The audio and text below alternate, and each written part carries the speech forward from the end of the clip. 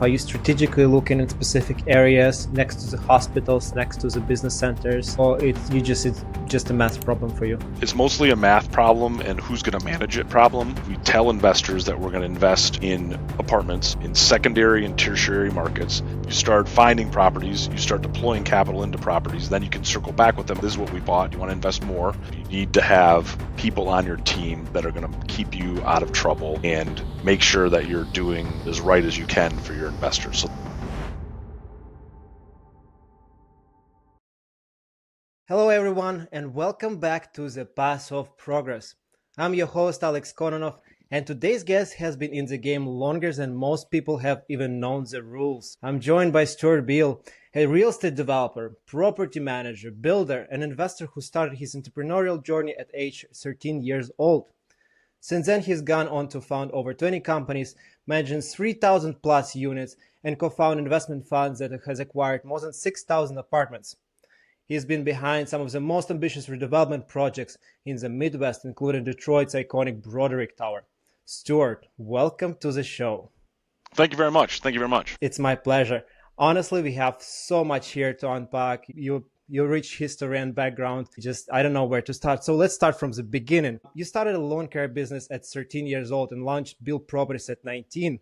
Wow. Where did that entrepreneurial drive came from so early on? Well, I grew up in Ann Arbor, Michigan, next to the University of Michigan. It's a very entrepreneurial environment because of the companies that are constantly being spun out of Michigan and the businesses that service Michigan and things like that. And I grew up in a household that was also entrepreneurial. My father was a contractor and he did projects for the University of Michigan, and my mother was a lawyer. So I had some of that a little bit upbringing. Then my father would bring home all the business magazines when they got old in the office. And so when I started probably reading them when I was like 9 or 10, I would read every article in every business magazine, like prominent business magazine that was published every month. So that's like Ford, Forbes, Inc., Bloomberg. There was a really awesome one that closed called Portfolio. And so I would just read those. And this was in 1993, 1994, 1995. So when you're reading these business magazines, you're not reading about crypto, you're not reading about the internet, you're not reading about a lot of the flashy stuff that you read about now. What you were reading about is investing in real estate and building businesses. And so that's kind of what I started thinking about. And when I was 13, a lot of kids start mowing their parents' lawn, and then a neighbor asked them to mow their lawn. And that's kind of how that started. I would mow lawns, rake leaves, do a little landscaping, for the houses that were within walking distance of my house.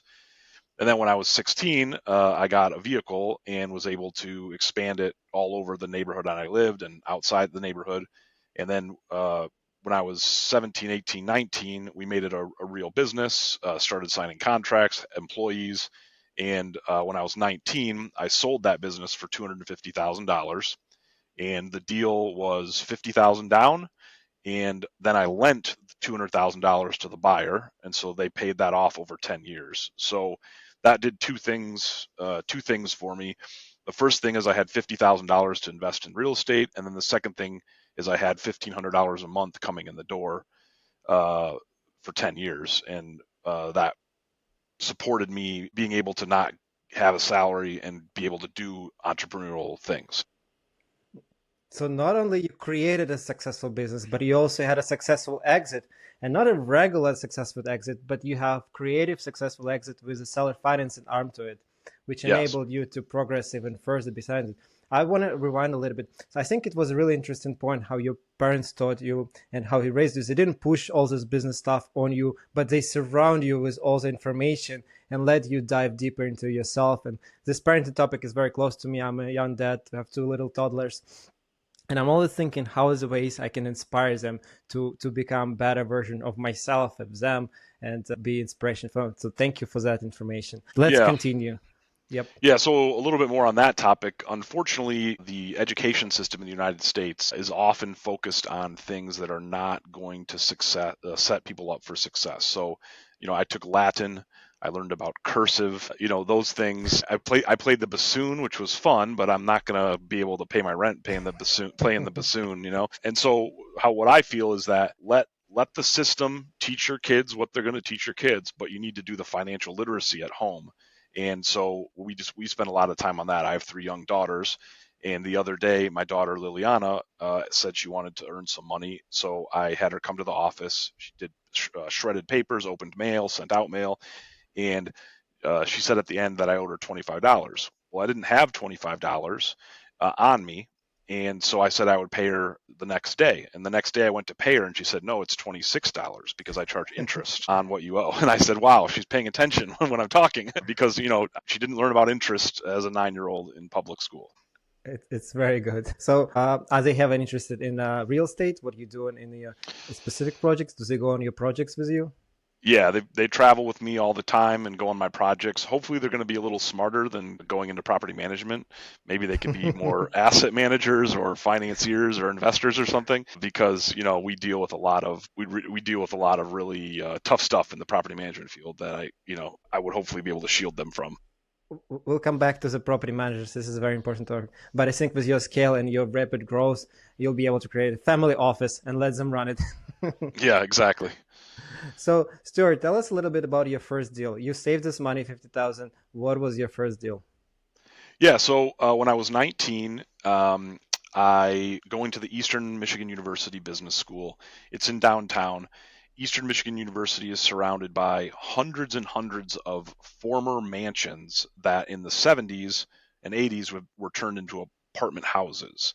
So there was a ton of investment real estate. And I met a guy who owned 11 properties. And I thought, man, if I could own 11 properties by the time my career is over, that would be like the top of the food chain. And he said that he wanted to sell one of them, but he didn't really care which one. And so I looked them all over and saw that there was only one vacant unit in all of that portfolio, and I needed a place to live. So I decided on 15 North Hamilton in downtown Ypsilanti. One, because it's directly across the street from the business school that I was attending, and 2, it had a vacant unit, and 3, I like bigger properties, and 5 units was really huge, at the time. Now we manage a 468 unit, but at the time, 5 units was a lot. So that's why I chose that property. And he said he would sell it to me for 262,000. And so what I did is I borrowed 212,000 and invested 50,000 into that deal. So that was the capital stack on that deal. And it felt like I was paying too much at the time. And the foreclosure crisis happened 6 years later, and so it was worth a lot less than 262,000 for 5 years there. But now that property is worth about 500,000 or maybe even 550,000. So it did feel like I was overpaying a little bit at the time, but I wanted to do a deal, and that was the deal I did. That's an experience that you got, and especially at 19 years old, going to school across your building. And you went not just residential, 4 units, up to 4 units, you went right to commercial. So it probably was a hurdle to finance that sin, right? Because it's over 4 units. So how did you manage that? Yeah, so I didn't know the difference between all that, and I didn't know the term house hacking, and I didn't know all of that. But basically, since I had a bank account since I was, I don't know, 5 years old, and since I've been running a business for 6 years, and because my father was a prominent business person in the community, it wasn't as hard as you would think to get that commercial loan, but it definitely was hard. Like, I talked to many bankers and they were like, "What? What are you talking about? I can't go to my board and say I'm lending money to a 19-year-old. Like, that doesn't work." So we found a guy named David Hamilton, not David Scaff. David Scaff was his name, and he worked at a bank, and he was a young guy, and he um, just took an interest in the story and turned it into a story, and probably said to the board, "Hey, we're going to lend this money to this 19-year-old kid, but like if he messes this up, you know, there's some more backing behind that a little bit." And so I know everyone listening doesn't have a father who's a contractor, doesn't have a father who's prominent in the community. So you need to take your advantages and you need and turn them into super advantages, and then try to turn your disadvantages around. There's different ways to do it, but like that's how I did it. When people ask me what is the first property I should invest in, what I tell them is they should invest in a single family a 3-bedroom single family home that has a basement that can be turned into a 4th bedroom by installing an egress window, that's my advice to everyone who contacts me, because you can have a W-2 and be able to borrow money to buy that single family house. So I don't recommend people go and do a 5-unit right away. That was challenging, and I had to deal with like real negative tenant situations right away. And so I recommend the single family home route to start and then scale up. See, I started from a small multifamily in New Jersey. It was 3 units. Its basement was fully finished, 3 bedroom, 2 bathroom. Upstairs was 3 bedroom, 2 bathroom. So I rented upstairs and downstairs, and I lived rent free for 4 years. There you go. Um, and it paid for all my mortgage premium insurance. And I took it with FHA. So we didn't put much money. We didn't have much money at the time, but we were able to house hawk. And long story short, we sold it just a few years back with 400,000 in equity additional play. And we didn't come from money, it was paying off itself, but it enabled us to invest further, and we started investing in much bigger scale because we enabled this additional 4,000 income. We didn't spend it for rent. Now we can invest this 4,000 into real estate and Right. enable us to progress even further. I think it's very important. So Stuart, after this property, how did you scale your Beal Properties? How much time did it take you to stabilize it, and what was the next step? Yeah, so I moved into the 5th unit. There were 4 units rented. 5th unit was vacant. I moved into that unit without doing any renovations. So I spent my time first doing renovations on that unit. And then we evicted the person in the apartment number 1. Unfortunately, I think she actually just abandoned the unit. So we had to fix up that unit. And so I bought a property a year, basically, for the first couple of years. So I bought that property, then I bought another property, then I bought another property, and then it starts to snowball a little bit. Then you buy 2 properties a year, then you buy 2 properties a year, and then when the foreclosure crisis hit, we got really busy doing a lot of acquisition. And how did you finance all this property? Did you refinance the properties that you first purchased and then you bought extra property, or you just collected the additional because you were saving so much money and now you're collecting more funds from your other rental units and you accumulate into the next property? What was your strategy? Yeah, so I've always had multiple streams of income, and some are passive and some are like you're working your butt off. And so I was always doing things. So first of all, I had the rent coming in. Secondly, I was working in construction as a superintendent and also as a demolition laborer. Then I started a construction company. Then I started a property management company. And so I had these multiple different revenue sources. And anytime I got a little bit of money collected, I would make another real estate investment as quickly as possible. And then that first property that I bought, yes, 5 years after I bought it in 2002. In 2007, we had paid the loan down $28,000. And so I asked the bank, hey, can you just loan me the same amount you originally loaned me again? And they were like, sure. And so I got a $28,000 cash out refinance, so to speak. And so then again, you put that together with other money that you have and make another investment. And that's how it, snowballs. These cash out refinances are the most powerful thing when interest rates are low. They're the most powerful thing you could ever do. I've done situations where I've pulled more than $1 million out of a deal, and the monthly debt service goes down because you get a better loan, you do a better amortization, and you don't have to pay taxes on that, obviously. That's economy of scale. Yeah, as soon as Yeah. you scale it, you get it bigger, better. The same with this start. We started investing in 2018 with my wife, and in 2 years we scaled to 30 apartments. And with the same first units, we BRR refinanced it, we fixed it, rented, refinanced. Second one, we did again. The following year, we already got 16 units. Seller finance and another strategist, but right before rate Yeah. hike started hitting, we already refinanced entire portfolio, and we're like, okay, now we can a little bit relax and breathe out and see what's going to happen, where the market takes us. But I know it's been a long time, but do you remember like ballpark figures of the rental incomes that it was producing at that time? Yeah. So that property that and when I bought it was bringing in 3,000 a month, and now it brings in like 42 or 4,500 a month, something like that. So just rents have increased slowly over time, and also things have been happening around that property. And so it's kind of interesting when you hold property for a long time. Its worth goes up and down, its rent goes up and down. But basically, like, so we bought it in 2002. Rents are going up, values going up. We had the foreclosure crisis, rent values are going down, rents going down. Then we come out of the foreclosure crisis. Here, the rent's coming up, the value's coming up. Then we have COVID. What the heck's going on now? And then going up and down, and then it goes way up. But now then interest rates are up. Now it's going down a little bit. And then someone just invested $50 million into that business school that I told you, and is turning it into this like huge medical campus directly Wow. across the street.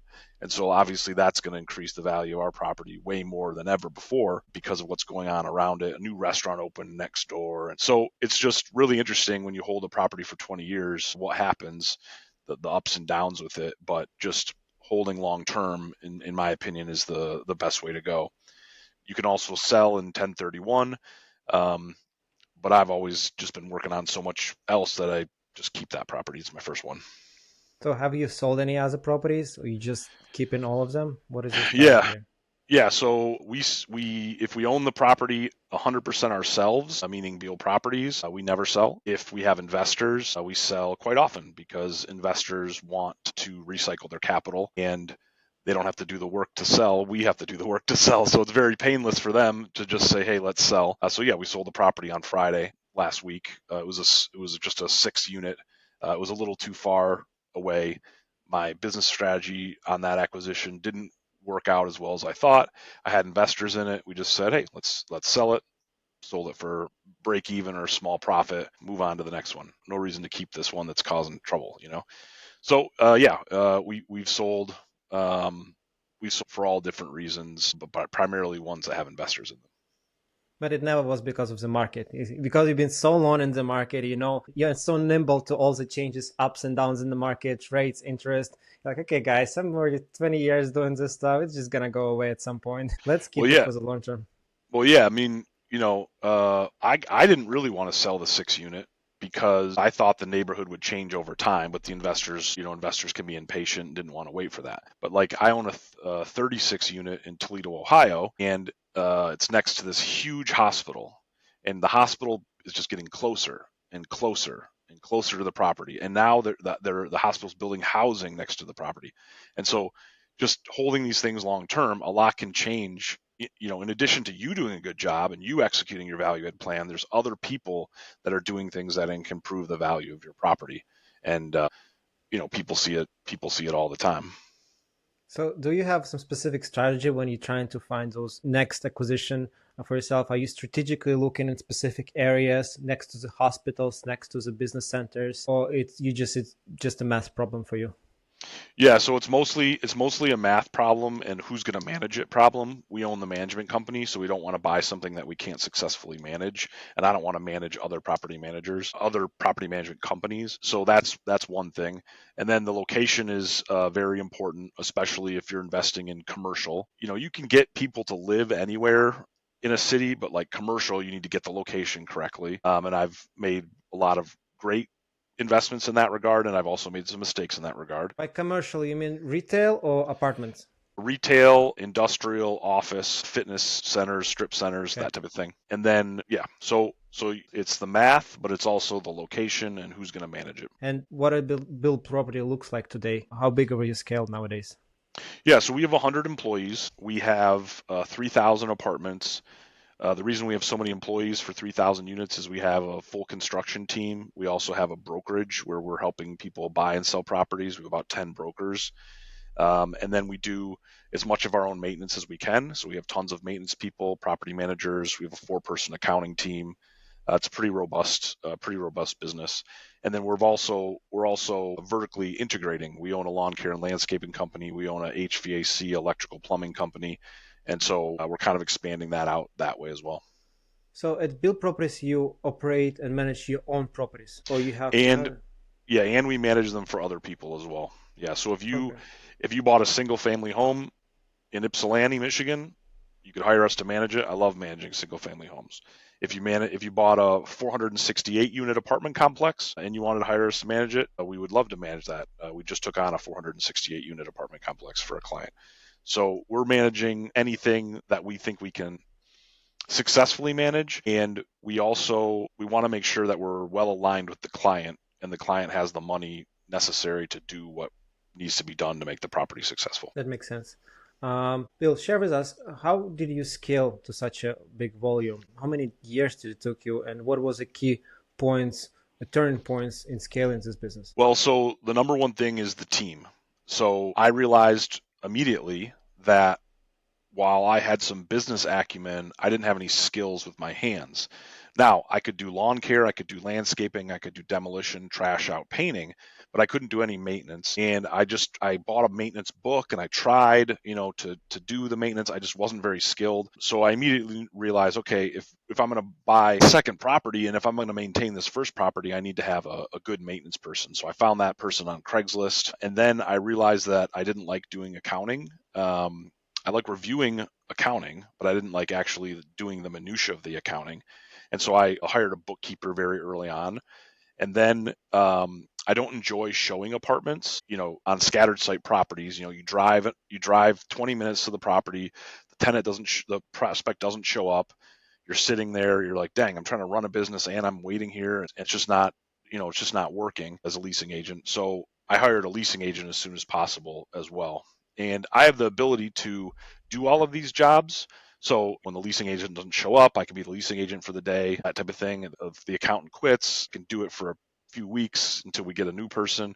So I can jump in and out of these roles, but I basically want to hire people for things I don't enjoy and things that I'm not good at and build a team where we have a strong accountant. They're not good at maintenance or leasing. They're doing the accounting. The maintenance person definitely couldn't do any leasing. He's doing the maintenance. And so you build a team that's strong around you and it just grows. I like that you're dangerous enough to know about everything, All right. but you specifically picking your battles. And if you need to wear that hat at the moment, I mean, by all means, you can do that. Right. So you have all the grips in your hands and you know what's going on at all Yep. times. I Yeah. love it. But I know a lot of managers has a pickle, right? Especially smaller property management companies. A friend of mine, he has like 100 units. He's running property management. But his problem is when to hire people versus how many units you have managing. It's a monetary question, but also you can't scale without people around you. But also it's kind of you tied, right, to the income streams that you have. So you can't really overstep and be negative. So what is the first step? Is it scaling or actually building a team?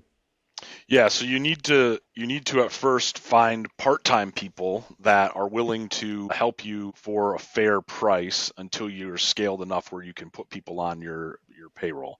The problem with part-time people is you don't control their schedule. So you call your part-time person and he says, I'm not available today. Well, no, I need this toilet fixed right now. And so you want to use part-time people as much as you can until you have the income streams where you can hire full-time people and have them on site. But I mean, even with 100 employees, we deal with this all the time. I have two plumbers on staff, and some days we need one, and some days we need 10. And so, depending on what's going on with the plumbing and all these properties. So we have a good base of subcontractors that we can pull in and out of these deals when we need them. And so every day we do an employee schedule at 4 o'clock in the afternoon where we talk about what our 100 employees are going to be doing for the next day. And we have a little powwow with the property managers and we say, okay, we don't have enough people for tomorrow to do what we want to do. Subcontractors, we're going to move people around. What are we going to do? So that's how that works. I think it's also very important to be a good manager yourself, right? To learn how to delegate and Yeah. hey, you have to do this stuff and you have to do this right. But Yeah. what was the magic number for you? How many units you have under control when you were able not to do all this little work? You'll be able to hire a key person to every single position that needed to run it by itself, and you can focus on growth. Yeah. So I probably hired the first maintenance person because I also do a lot of construction on these properties, and he was doing a lot of the constructions. Probably hired the first maintenance person when we had 45 units, 40, 45 units, full-time maintenance person. And then we hired that bookkeeper when we had about 75 units.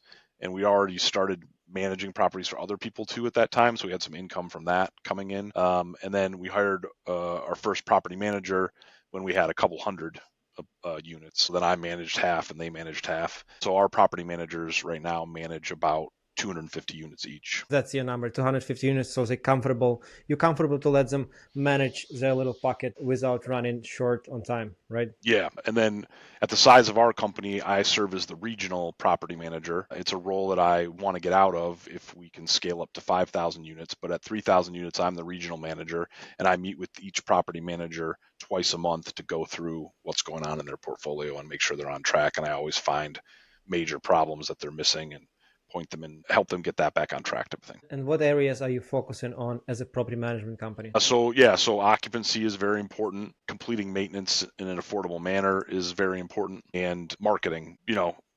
There are property managers who are great at marketing. There's property managers who are really bad at marketing, and you just got to play to people's strengths and help them out the best you can. This is great. This is what you're focusing. But I mean, area, geological, like where you located and where you focusing on location. For example, if we have some listeners with multifamily space and they need a proper property manager that they can rely on, what areas is your primary target where you doing business?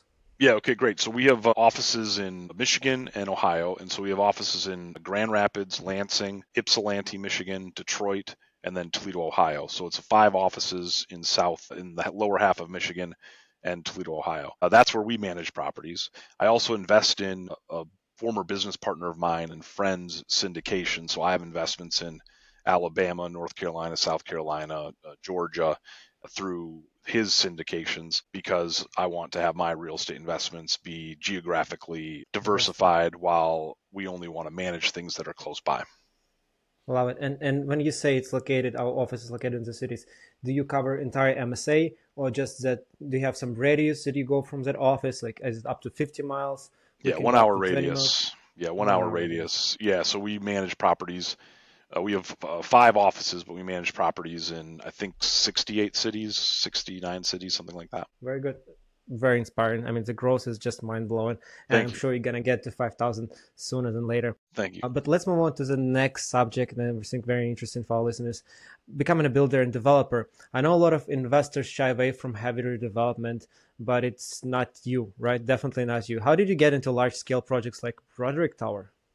Yeah, so my family's always done historic renovations, whether that's for the University of Michigan, private people doing loft construction. We do a lot of restaurants and historic buildings in our construction business. But we've also been developers and working on 1 or 2 developments at any given time. And so we did the West Michigan lofts in downtown Ypsilanti. We combined 5 buildings into one and did 5 storefronts, 20 lofts above there. And that gave us the experience to go out and seek additional opportunities, whether we're going to be the developer or whether we're going to be the construction manager. On the Broderick Tower, that was my father. He was the lead developer. He met the owner who bought the building in the 70s, and the owner did not have the financial sophistication to pull off what he thought should be done. So he was like the dreamer, and he was also good at getting other investors. I think there were 27 investors in that deal, but he wasn't the guy to fill out 10,000 forms and apply for 17 different loans and so that. So that was my father who did that.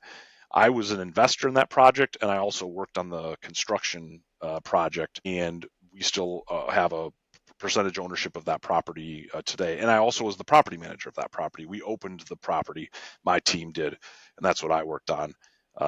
We started marketing the property 6 months before construction was complete, and it was 100% leased on the day it opened. It's iconic building. Which is very rare, but we timed it really perfectly with Dan Gilbert bringing his Rocket Mortgage companies downtown. And so of the 124 lofts, we rented 37 of them to his employees. So we timed it perfectly. But that goes again back to, you just got to put chips on this board of real estate, and you never know which one's going to pay off, but other people are doing things and boom, they just start paying off, And for our listeners, just a quick, and you correct me if I'm wrong, Broderick Tower is historic 34 stories skyscraper, right? And it has around, how many units? Was it 127 apartments? 124 luxury lofts and 5 stories of office and restaurant. Wow, mind blowing. I mean, the whole project was like 50 million. It was a 50 dollars million, yeah, it project? was a $50 million project. It had a 17-layer capital stack. It had historic tax credits, state tax credits, federal tax credits. It had a TIF. It had 4 different loans, and so it just stacked that all up on top of each other, and that's what was able to pull the project off. Incredible. And on historic tax credit, for our listeners who doesn't know, usually if the building has historic value, right, for preservation, the state or federal, they have specific funding, usually both, right? I don't know if it was in this case, and they can return 20 to 30% on the renovation cost towards the historic credit with a cap with some number. Am I correct? That's correct. The community realizes that historic buildings are valuable, and they realize that historic buildings cost more to renovate than it would to tear it down and build new, but they want to preserve the history. So what they did is they incentivized developers through tax credits to take on these really difficult projects, and the Broderick Tower definitely benefited for that.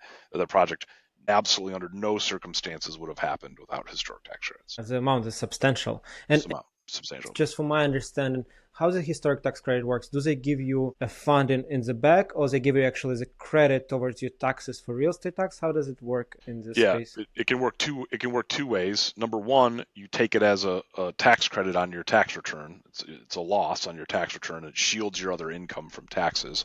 Or you can actually sell the credit to high net worth individuals. So if the credit is worth 100 grand, you might sell it for 93 grand to someone, and they make 7 grand on paper doing that, and you get the 93,000 to go and pay for real things. It's whatever works, whatever makes sense for the founders and sponsors of the project. Yeah, But it's crucial with these numbers at this scale to preserve building at such a very complex build, and it's important. I think it's important to build buildings like this and to revitalize and keep them for future generations to look and admire and live in those. right. Especially when you share such an incredible leasing history, right? 100% pre-leased before the opening. That's just showing how much is demand for such a product and for such a historical iconic buildings, and people Correct. value that. Yep. So, Bill, what does your construction and development company focus on today, and what types of projects are most exciting for you right Yeah, so we're in 2025, we're starting to build some new construction. I've never built new construction before. I've always done historic redevelopment, basically. So we're focused on that. And then often our property management assignments have a huge construction element. I mentioned that 468 unit we recently took on. That's a $10 million construction project. It needs an incredible amount of work. It's a distressed property.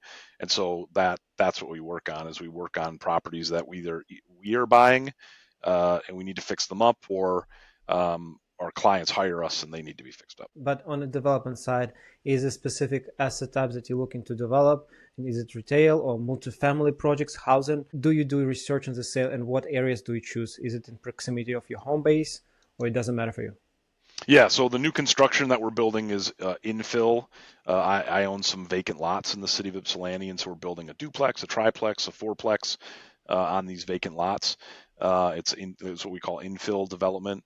And then we are really enjoying managing a new construction 72 unit that of someone that I know built. It was so amazing. People love new construction. They want to live there. And so we want to try to build some bigger stuff too. But I'm going to try this smaller scale stuff and see how if we succeed at it before we go bigger. And then for office, we don't build office, but what we do is we buy office buildings and turn them into something else. So last year I bought a 15,000 square foot office building, 1-story building. It had 8 different entrances to it, and we chopped it up into 4 spaces. And I rented 1 space to a school for autistic children, 1 space to a youth theater production company, 1 space to a fitness center, and 1 space to a doctor. And so we turned that office building into something else because there isn't as much demand for office as there used to be. And so we're trying to repurpose these buildings. And by chopping it up, we got more rent per month Per square footage. per square footage than we did when we rented it as office. Now, of course, there was an investment there, so you've got to figure that out. But that project was a grand slam. But you don't shy away from creative projects. I mean, it's definitely creative, right? You're Yeah. converting one space to four different spaces and subleasing all of them. And what about offices to multifamily? Have you considered any of those before? I mean, I've considered it, but it's just so expensive, you know. The windows are wrong, the floor plates are wrong. I know it's got to happen in a lot of areas, but it's going to be tough. And they need to incentivize it, you know.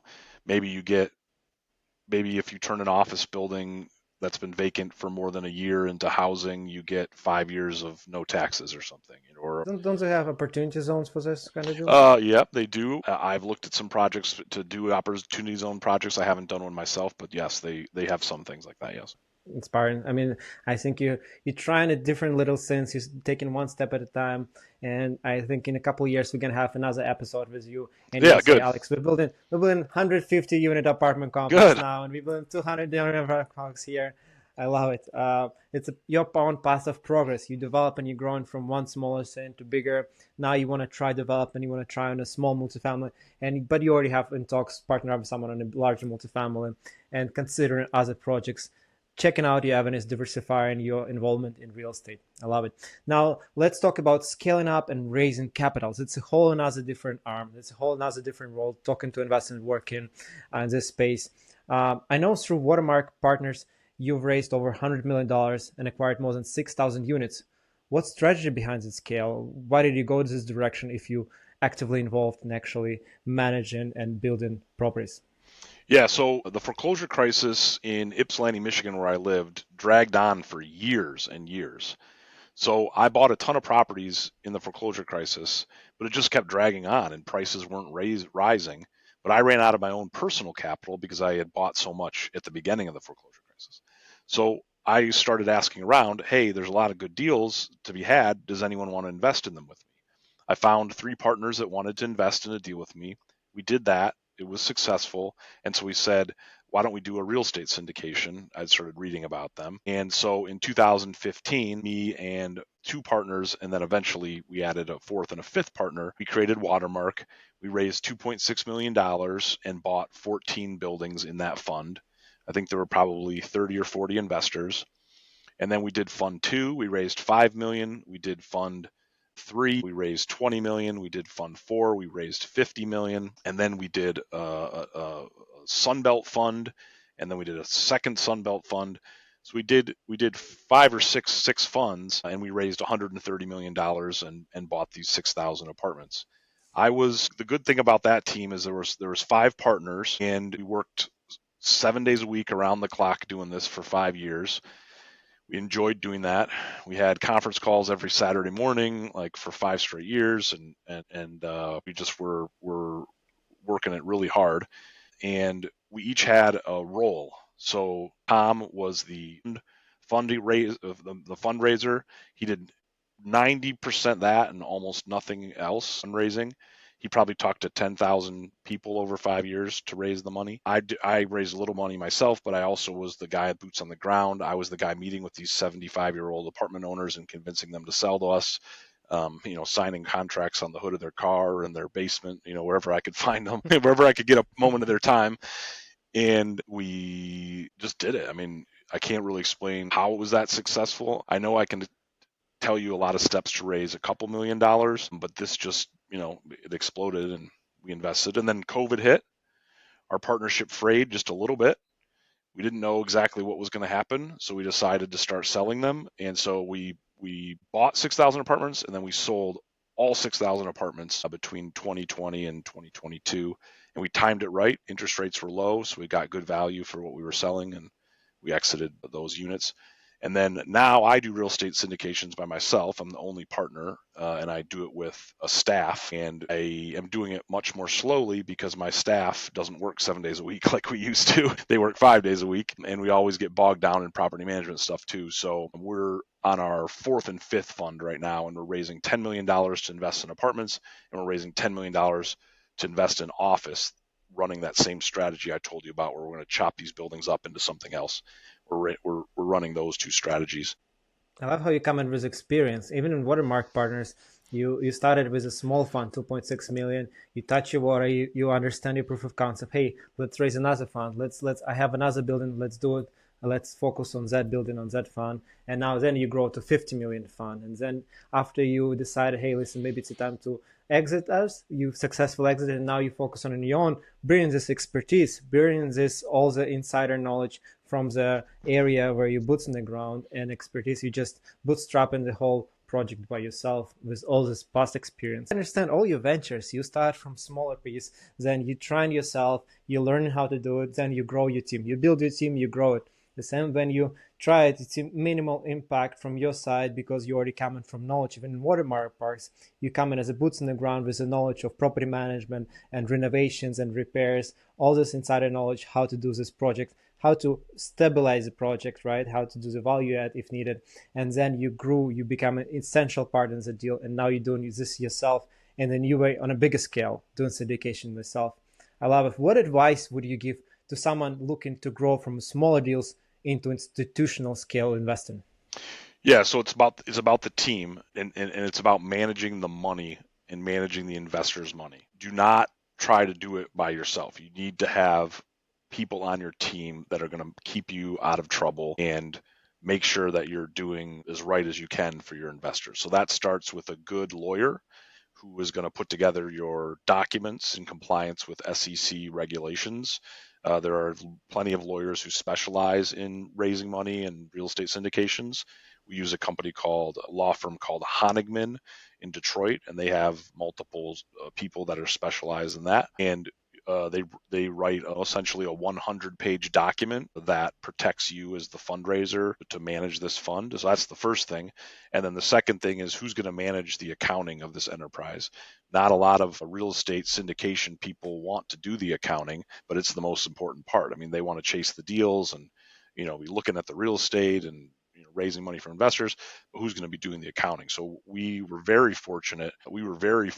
To have a very strong accounting team at Watermark, and we do have a very strong accounting team at Beal Properties. And that's where you need to start, is your lawyer and who's going to manage the money. And then the next piece is, it's really fun buying value add properties, but it's really a grind to actually do the work and do the property management. So who's going to actually do that? So you gotta build a team if you're gonna try to do big deals. And expectations, right? Because people extol this multifamily investor dream and everyone, hey, let's find this building, it's so sexy. When you buying those units, you're such a baller, you buying 100 units, 200 units with a syndication. But then when the work really starting is after the closing, right?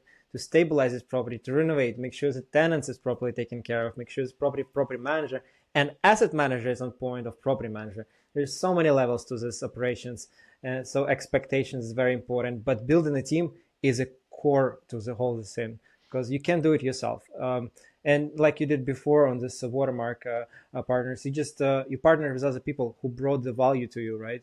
So someone with expertise of raising capital, and they brought a different. You have 5 partners, and someone had their own crucial role that was a key element of success for your organization. And now you're just building this team inside of your Beal Capital.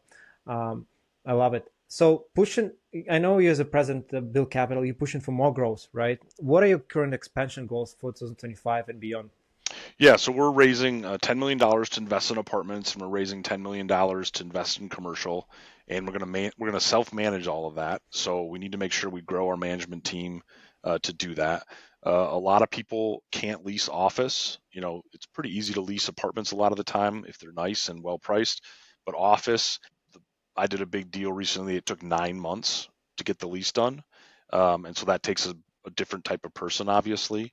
And so you need to make sure you've got the right team put together to be successful on your business plans. A lot of our office projects and commercial projects require a story that needs to be told. So you need someone that's telling that story out in the media, meeting with city officials, meeting with tenants. And so it's just a lot of pieces to put together. And so that's what we're focused on, is raising this money, deploying the money, and then managing it well. And when you say you have fund 10 million for multifamily, 10 million for office, do you already have property in mind that you're raising specifically for this property with some cushion, or are you looking for the deals too? Yeah, so we do blind pools. So what we do is we tell investors that we're going to invest in apartments, Class B, in secondary and tertiary markets, but we don't know which ones we're going to buy. Then the money starts coming in. Then you start finding properties, you start deploying capital into properties, then you can circle back with them. Okay, so this is what we bought. You want to invest more? And you kind of do it as a rolling thing. For our listeners who's maybe new investors or just aspiring investors who are trying to be an invest project like yourself, can you explain a little bit more about what is secondary and what is tertiary market? Yeah, okay, great. So as an example, I live in Washtenaw County, Michigan. Washtenaw County, Michigan is anchored by the city of Ann Arbor. In the city of Ann Arbor, it's impossible to buy any real estate that's going to cash flow. You're never going to do it. You're going to actually have negative cash flow because people view it as a safe haven. They don't care about the cash flow.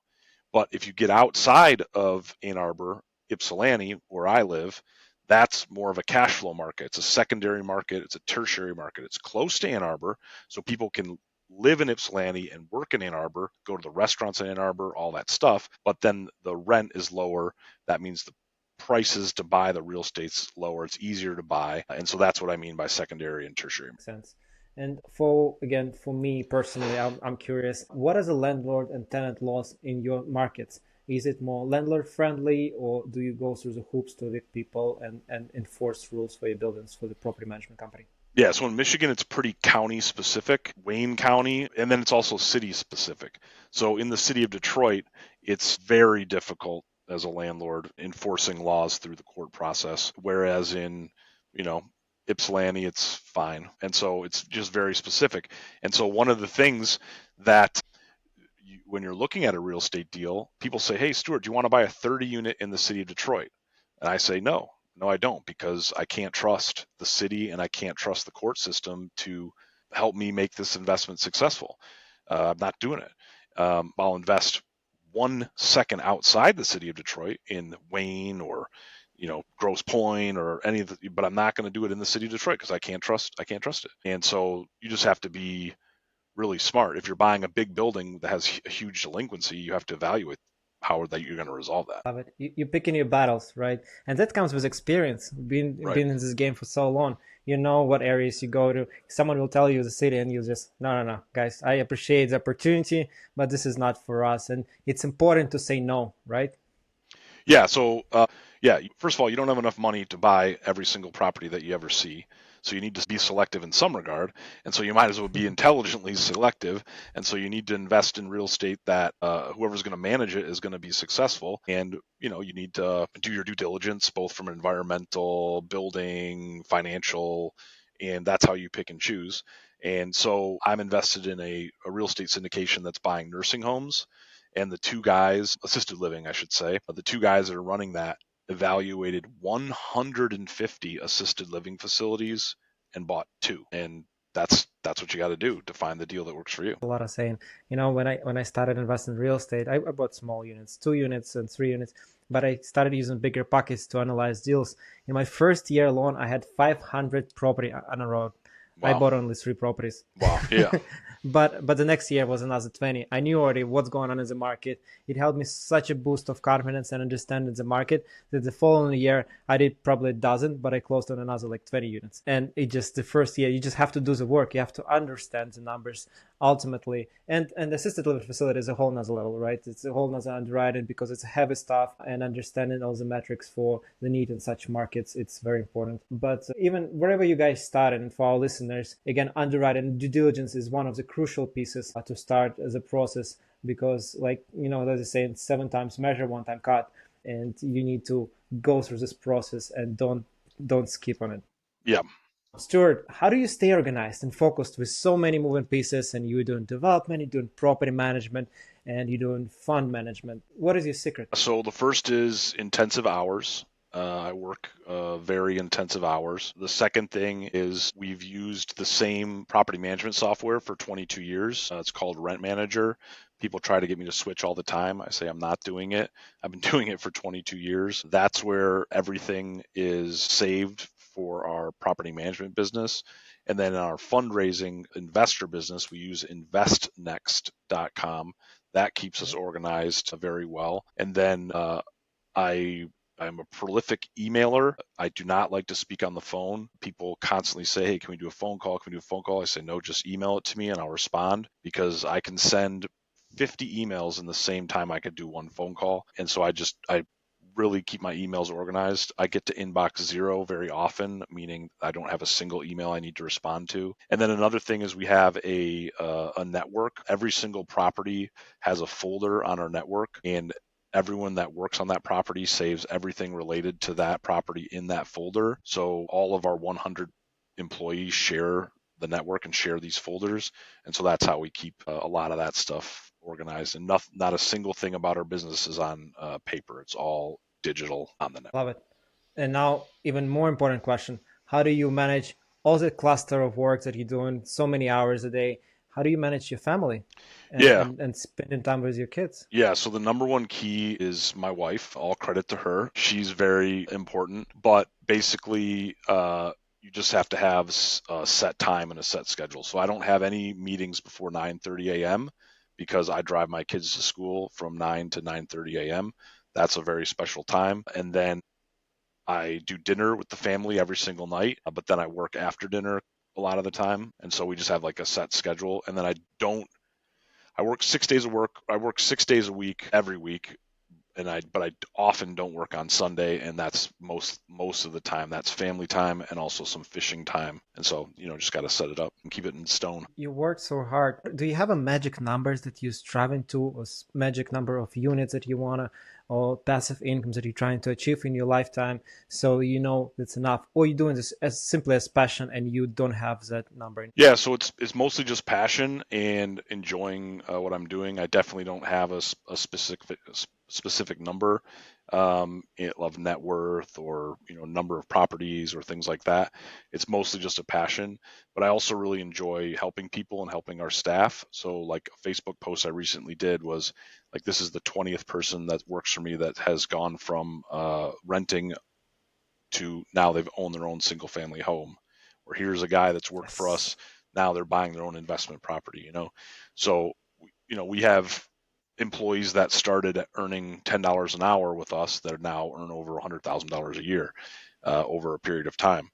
So that's another thing that keeps me going, is like the people around me succeeding and that thing. Educating people around you and inspiring them to become a greater thing in the future, and to acquire and become financial freedom. You basically teaching everyone around you with your example financial freedom lessons, and showing the North Star where you can get if you work hard and you stay in the game for a long time. Yeah, so we have a 401k at our company, and I found out this young 22-year-old property manager wasn't enrolled in the 401k, and I freaked out on him. Like, dude, like, you, you can become a millionaire without doing anything except setting up your 401k.